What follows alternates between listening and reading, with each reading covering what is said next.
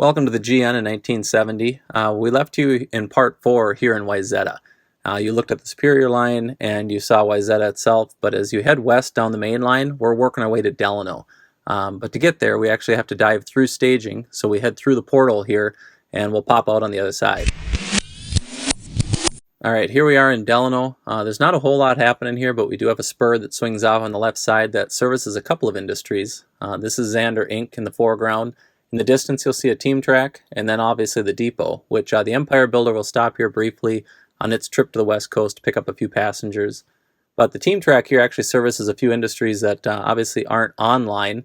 We have them set off into the distance here. This would just be part of the city or the town of Delano. We have a lumber mill, and then we have a distribution center that they obviously can use the team track to be able to pick up supplies and so forth from the railroad. Now the highway that ducks underneath here, this is Highway 12. And in theory, it heads off the edge of the railroad, but you could swing off to the team track, or you could head to the depot or Xander Inc. But this is all just mocked up for right now, so we'll look at that at another point. But right now, let's head up into the Helix. As we're continuing west, Delano in the distance, and working your way up the Helix itself, you'll see a big mess of wires at the bottom. That's actually the BDL 168 and an SE8C that do occupancy detection for our signaling system. On the right side, you'll see a set of signals. That's Cokato. That other one that is in the upper left set is Dassel, and as we work our way to the very top of the Helix, we get to Litchfield, which we'll cover in the next video.